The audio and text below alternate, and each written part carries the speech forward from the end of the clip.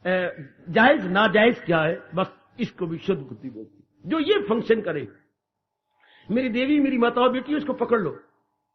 भगवान कहते हैं जो उस अवस्था तक जाना चाहता है, हम सारे जाना चाहते हैं, अनुभव करना चाहते हैं, बुद्धिया विशुद्धिया, अपनी बुद्धि को विशुद्ध करो। है क्या बुद्धि केवल यही बताए, बाकी सब कुछ निकाल दो। जो हमने इरादे करके मैंने लाखोंपति बनना है, बकवास। जो मेरे मुकद्दर में है मुझे मिलना है, ना कम मिलेगा ना ज्यादा मिलेगा, इसको प्रारब्ध बोलते हैं। मेरी फलानी जगह शादी हो, और ये बकवास। शादी तो पूर्व निश्चित होते हैं, जिन जीवों के साथ मिलाप होना है, होना होगा तो हो जाएगा। Why should I worry? हाय, मुझे फलानी नौकरी मिले, वो पूर्व निश्चित है। हम उनके लिए रोते हैं जो पूर्व निश्चित है, मिलनी हो तो मिल जाएगी, नहीं तो आई डैम क्या। हम उन्हीं के लिए चिंता करते रहते हैं। ये बुद्धि विशुद्ध नहीं होगी, बुद्धि खराब हो गई, बुद्धि बिगड़ गई। कभी ये जो गद्य हम संकल्प कर बैठते हैं, संसार संबंधी, सुन लो नेक जीवो, संसार संबंधी जो इरादे कर बैठती हैं, या बुद्धि बिल्कुल बिगड़ जाती है, खराब हो जाती है। ये तो प्रारब्ध की चीजें हैं जो पूर्व निश्चित है, केवल पुरुषार्थ करना था हमने, बस। आगे मन में ये होना जो मेरे मुकद्दर में होगा मुझे मिलता रहेगा। हमारा तकिया कलाम ये होना चाहिए, मेरी देवी, हमारा जो चर्चित शब्द है ये होने चाहिए, जो मेरे तकदीर में होगा मुझे मिल जाएगा। मैंने पुरुषार्थ करना, पुरुषार्थ करने में कोई कसर नहीं छोड़ूंगी। आगे जो मेरे मुकद्दर में मुझे मिलेगा, जो भागों में वो मिलेगा। आहा, जब भी मन कभी इस बात से हटे और फिर सोचे लगे धन पदार्थ, एक थप्पड़ मारो इसको विचारों का। हाथों की लकीरों को मिटाया नहीं जाता, ओ मन खबरदार। कितना अच्छा कहा महापुरुषों ने, हाथों की लकीरों को मिटाया नहीं जाता, जो लिखा हो मुकद्दर में हटाया नहीं जाता। हाय हाय, जो मुकद्दर में एक बार हम लिखवा के आएंगे हटता नहीं है। हाथों की लकीरों को मिटाया नहीं जाता, जो लिखा हो पेशानी में हटाया नहीं जाता। वो पेशानी में, ललाट में जो लिख दिया गया वह ठीक है, और हम उसी में संतुष्ट हो जाए, पुरुषार्थ करते हुए भगवान जो दे देगा, तो फिर बुद्धि बड़ी जल्दी विशुद्ध हो जाएगी, बड़ी जल्दी, बहुत ही जल्दी अपनी असली अवस्था में आ जाएगी। पहली शर्त भगवान बता रहे, देखो बुद्धि को कितना आदर दिया भगवान ने, कितना चोटी का आदर दे दिया कि बुद्धि को वैसे ही बनाओ जैसे भगवान ने दी थी। बीच में जो गड़बड़ मचाइए हटा दो, बीच में जो गड़बड़ मचाइए हटा दो। आप कितनी सियानी बनती हैं। क्या घर के अंदर, जैसे मैं माँ बाप के घर में देख के आया हूं, कोई भी तो चीज ऐसी नहीं थी जो माँ जी या बाकी परिवार वाले साफ करके ना खाएं। कनक आई है तो साफ करो, क्या मतलब? बेवकूफों ने ऊपर से चीज मिला रखी, निकाल दो। दाल आई है तो माँ हम सबको बिठा देती थी, पुत्र थोड़ी सी दाल थाली में डाल लो, हाँ जल्दी जल्दी साफ हो जाएगी। सिर्फ ये चीज रखनी है, माँ बताती है हमारे जैसे अनाड़ियों को, और ये सब निकाल दो। बाकी अनवांटेड हम सब निकालते, अवांछनीय तत्व जिसके कारण से दाल खराब कर दी गई, सेहत बर्बाद करने वाली चीजें डाल दी गई, निकाल दो। ये दाल को शुद्ध दाल बनाती हैं, शुद्ध कनक बनाती हैं, शुद्ध उसको हर चीजों को शुद्ध करके। दूध भी है तो अभी अभी गैया का दूध आया तो भी मां उसके छान करके पुन करके देती, हाँ शुद्ध, हर चीज को शुद्ध करके, बहुत अच्छे। साग भी मां ने तोड़ा है तो फिर धो धो के 2 बार 3 बार 4 बार धो धो करके फिर देने कहीं मिट्टी आ जाती है, कोई कोई चीज में आ जाएगी, कंकर आ जाएगा। हाय कितने धो धो के सब चीजें साफ करके। पता जब अकल की बात आती है इंसान बेअकला हो जाता है, अकल की बात में बेअकला। बाकी सारी बातों में ये साफ कर, ये चुन ले, ये अनवांटेड है। तो भगवान कहते हैं जिन्होंने उस अवस्था पहुंचना है वो अपनी बुद्धि को भी शुद्ध कर लेंगे, जैसे मालिक ने बुद्धि बनाई हमने वही करना। तो वो इसके लिए है क्या? भगवान का उपदेश। इस तरीके से भगवान ने हमें अपने उपदेश की ओर खींचा। जैसे रसोई के अंदर 2-3 कोने मां रखा करती थी, अगर एक कोना फट गया तो दूसरा कोना अगर नहीं काम कर रहा तो तीसरा, 3-4 कोने किल्ली के साथ लटके रहते थे या बांध के रखती थी। इस तरह भगवान ने गीता क्या बनाया है? अकल का पोना है। अकल का पोना भगवान का उपदेश। जैसे कपड़ा रख देने से ऊपर गंदी चीज आ जाती, फेंक देते, जो उसके में छन के नीचे गई है वो ग्रहण करने योग्य है। इसलिए भगवान के उपदेश के अनुसार बुद्धि छन जाती है और बाकी अनवांटेड मस्ट बी रिमूव्ड, या ऑटोमेटिकली रिमूव्ड।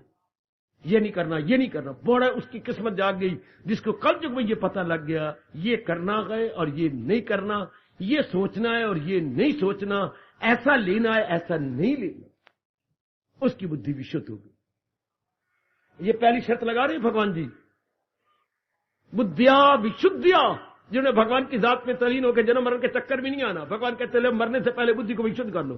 बुद्धि में बस ये पता लग जाए कि उचित क्या है जो भगवान जी कह रहे हैं। लो, जो महाराज जी ने कहा है मैंने वही करना। मेरे से भी ज्यादा जिद्दी बन जाओ बेटे, ज्यादा जिद्दी बन जाओ मेरे देवियों, कि जो मेरे प्रभु ने कहा है मैंने वही करना। बस जो मेरे परम हितैषी भगवान जी कह रहे हैं मैंने वही करना, वही इरादा रखना है, वही विचार करने हैं, उसी तरीके से भगवान जी ने जैसे बताया कर्म करने हैं।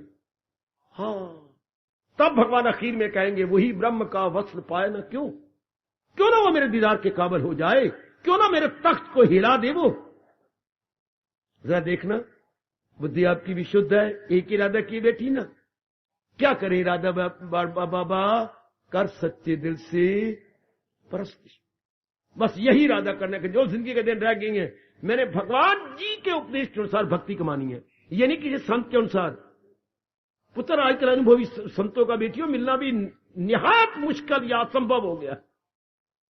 इसलिए जो मेरे भगवान जी ने भक्ति का तरीका बताया, हमें इस तरह भक्ति करनी है। बात खत्म। घर घर में आपके पास गीता है, आपके हाथों में गीता, जैसे मेरे प्रभु ने कहा है मैंने वो भक्ति कमानी। इरादा क्या करना है? भक्ति का। बुद्धि विकसित हो जाएगी। नाना प्रकार के इरादे करने की जरूरत कोई नहीं। धन मुकर्रर है, रिश्ते मुकर्रर है, आयु मुकर्रर, क्या सोचना उनके बारे में। सेहत तो बीमारी आपकी पहले निश्चित हुई पड़ी है, आप ध्यान से दिन काटते जाओ, बड़े विचार से संयम पूर्वक दिन काटते जाओ, ये सब चीजें निश्चित है। इनके बारे में क्या सोचना? सोचना भक्ति के बारे में है, सोचना अंतःकरण निर्मल करने बारे में है, सोचना अभ्यास के बारे में है, सोचना भगवान के बारे में। वही सोचना इनके बारे में था, सोच रहे हैं उनके बारे में जिन्हें सोचने की जरूरत कोई नहीं। वक्त जाया करना, वो तो पहले हुआ पड़ा है, pre determined, it is already pre determined. उसको क्या सोचना? पीसे हुए क्या पीसना, पीसे हुए को क्या पीसना। ये तो पहले भगवान ने जन्म के साथ आपको दे दिया, ये बस। इसके बारे में क्या सोचना? सोचना है तो परमार्थ के बारे में सोचो, ये इसके बारे में विचार कीजिएगा और अपने अंतःकरण में गोता मारिए, उसकी बुद्धि विशुद्ध हो जाती है। बुद्धिया विशुद्धिया, जो भगवान के उपदेश के अनुसार अपने जीवन बना रहा है, उसकी बुद्धि विशुद्ध हो गई, उसकी बुद्धि निर्मल हो गई। बाबा एक बार फिर समझा, क्या? लो, पानी गदला है, मतलब क्या? इसमें मिट्टी मिल गई है। हाँ, हम इसे भी शुद्ध करना चाहते हैं, डालो फटकड़ी। ओए मेरा रब्बा, ओए मेरा रब्बा, ओए मेरा रब्बा। महापुरुष कह गए फटकड़ी डाल दो। अच्छा, फटकड़ी का काम क्या है? वो केवल मिट्टी को लेकर के नीचे बैठ जाएगी।